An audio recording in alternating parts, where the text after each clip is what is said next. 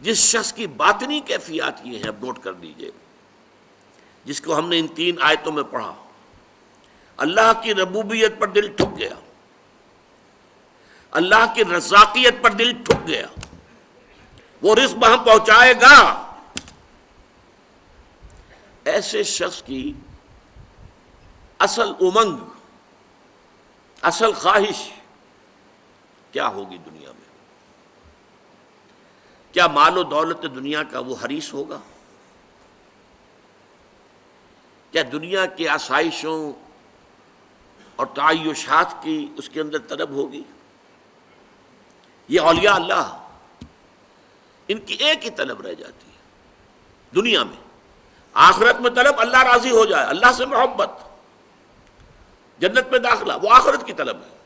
دنیا میں صرف ایک طلب ہوگی، میں جتنے بھی زیادہ سے زیادہ لوگوں کو اللہ کے راستے پر لا سکوں، جو بھٹکے ہوئے ہیں، بھولے ہوئے ہیں، سوئے ہوئے ہیں، مدہوش ہیں، مال مست ہیں، حال مست ہیں، ان کو میں اس مستی کی کیفیت سے نکالوں، غفلت کی کیفیت سے نکالوں، ان کا رخ سیدھا کروں، وہ بھی اللہ سے محبت کریں، وہ بھی اللہ پر ایمان لائیں، ان کا بھی قلبی رشتہ اللہ کے ساتھ استوار ہو جائے۔ یہ ہوگی ان کی اصل طلب، یہ ہوگی ان کی اصل خواہش۔ دنیا کی کسی اور شے کے لیے کوئی بھاگ دوڑ، میں اپنا وقت صرف کروں تاکہ دنیا کی کچھ آسائشیں حاصل کر سکوں، کیوں نہ وہی وقت صرف کروں کہ اللہ کے کچھ بندوں کو اللہ کے سیدھے راستے کی طرف بلا لوں۔ میرا اپنا وہی وقت ہے نا۔ میں اگر تعیشات کی فکر کروں گا تو کچھ وقت لگانا پڑے گا، محنت کرنی ہوگی، کچھ کمانا ہوگا، کما کر میں اپنے لیے عیش کے سامان فراہم کر سکوں گا۔ یہی میرا اصل سرمایہ، میرا وقت ہے۔ اس وقت کو کیوں نہ میں لگاؤں کہ کچھ اللہ کے بندوں کو سیدھی راہ پر لے آؤں۔ حضور نے فرمایا ایک مرتبہ حضرت علی سے رضی اللہ تعالی عنہ، یا علی ان یہدی اللہ بک رجلا واحدا خیر لک من حمر النعم، اگر اللہ تعالیٰ تمہارے ذریعے سے کسی ایک انسان کو بھی ہدایت دے دے تو یہ تمہارے لیے سرخ اونٹوں سے بڑی دولت ہوگی۔ عرب کی اصل دولت اونٹ، نر اونٹ ہو، جوان ہو، کیا کہنے، مادہ ہے، گابھن ہے، کیا کہنے، بڑی دولت ہے۔ اور سرخ اونٹ جو ہے ان کے ہاں بہت قیمتی شمار ہوتا تھا۔ ان یہدی اللہ بک رجلا واحدا، ہدایت دیتا اللہ، تم نہیں دے سکتے، تمہارے ذریعے سے اللہ ہدایت دے دے۔ یہ ہے اصل الفاظ۔ حضور اپنے بارے میں فرماتے ہیں اللہ معطی وانا قاسم، دینے والا، عطا کرنے والا صرف اللہ ہے، میں تو تقسیم کرنے والا ہوں۔ انا القاسم، تقسیم کرنے والا، معطی، عطا کرنے والا، دینے والا وہ اللہ ہے۔ داتا وہ ہے اور کوئی داتا نہیں، داتا ایک اللہ ہے، دینے والا وہ ہے۔ انا القاسم، میں تقسیم کرنے والا ہوں۔ ہدایت اللہ دے گا، لیکن تمہارے ذریعے سے تم ذریعہ بن جاؤ اس کی ہدایت کا، تو یہ تمہارے لیے سرخ اونٹوں سے بہتر ہے۔ دیکھیے اس میں ذرا تھوڑی سی بات سمجھ لیجئے، یہ جو نقشہ ہے یہ ہمارے صوفیاء کرام اولیاء اللہ پر 100% راستہ تھا۔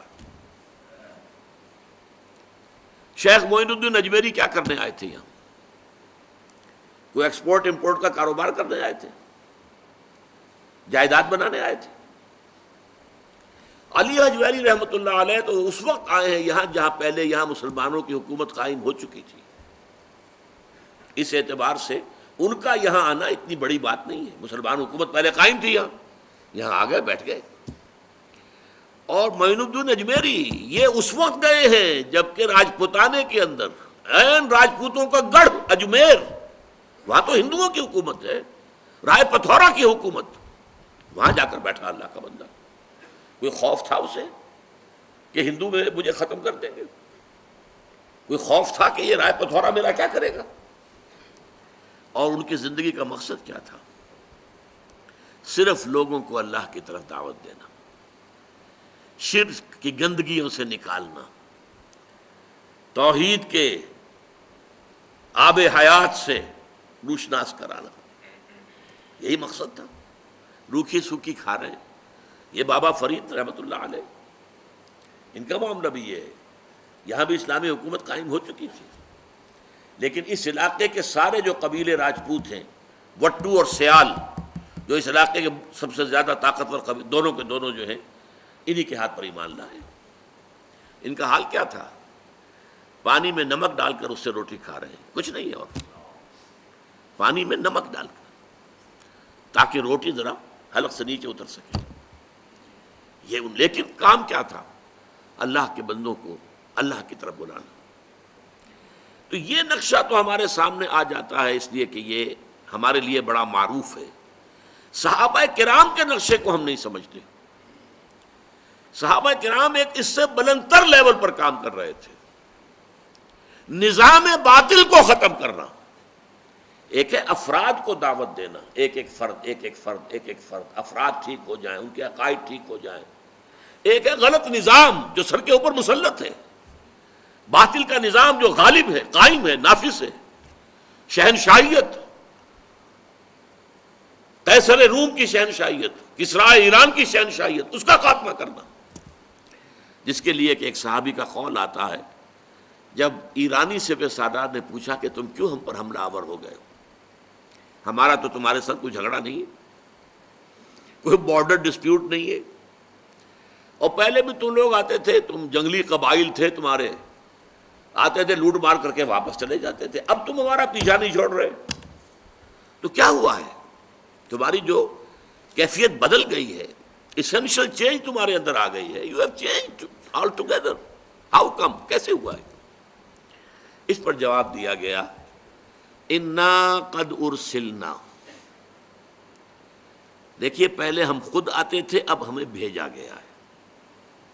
اللہ نے بھیجا محمد کو صلی اللہ علیہ وسلم، محمد نے بھیجا ہمیں صلی اللہ علیہ وسلم، وفداہ آباؤنا و امہاتنا، انا قد ارسلنا لنخرج الناس من ظلمات الجہالت الی نور الایمان، تاکہ ہم لوگوں کو نکالیں جہالت اور جاہلیت اور کفر اور شرک اور الحاد کے اندھیروں سے ایمان کی روشنی کی طرف۔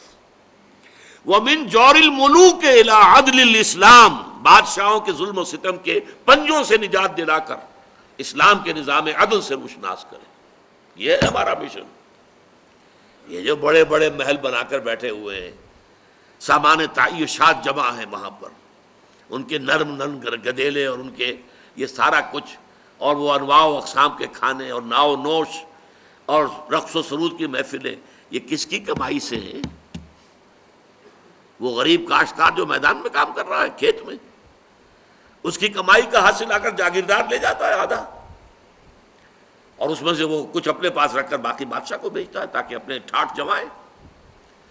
ان کی کمر ٹوٹی جا رہی ہے، ان کے بچوں کے لیے بنیادی ضروریات نہیں ہیں، سال بھر کے دانے بھی نہیں بچتے ان کے پاس، اور ان کا حال یہ جو ظلم ہے، ظالمانہ نظام ہے، اس نظام کو ختم کر کے، اور وہ عادلانہ نظام جس میں عمر فاروق بیٹھے ہوئے نظر آئے کہ چٹائی پر بیٹھے ہوئے، نہ کوئی محل ہے، نہ کوئی گدیلے ہیں، نہ کوئی مور چھل ہے، کچھ نہیں، ایک عام انسان کی سطح پر۔ یہ مشن تھا صحابہ کرام کا، اور یہ بہت اونچا مشن تھا، بہت اونچا مشن تھا۔ یہ صوفیاء کرام کا مشن اس لیول پر تھا کہ افراد کو بدلنا ہے، نظام کو چیلنج انہوں نے نہیں کیا، جبکہ اصل میں صحابہ کرام نے اصل ٹکر نظام سے مول لی۔ نظام جب ختم ہو جائے گا غلط، تو ظاہر بات ہے کہ اب عام لوگوں کے لیے ان کے ذہن بھی کھل جائیں گے، بات کو سمجھنے کے لیے تیار ہو جائیں گے، ان کے دل جو ہے وہ آمادہ ہوں گے کہ اب وہ بات کو سمجھیں۔ یہ ہے اصل میں اولیاء اللہ جو ہمارے ہاں ہمارا ایک تصور ہے صوفیاء کرام کے بارے میں، اور صحابہ کرام کا جو رول تھا، یہ دونوں اپنی جگہ پر نہایت ہی مستحسن رول ہے، دونوں کردار بہت عمدہ ہے، لیکن یہ کہ ان میں سے ظاہر بات ہے کہ فضیلت جو ہے وہ صحابہ کرام کے رول کو ہے کہ انہوں نے نظام جو ہے، نظام باطل ظالمانہ نظام کو شیٹر کر کے رکھ دیا۔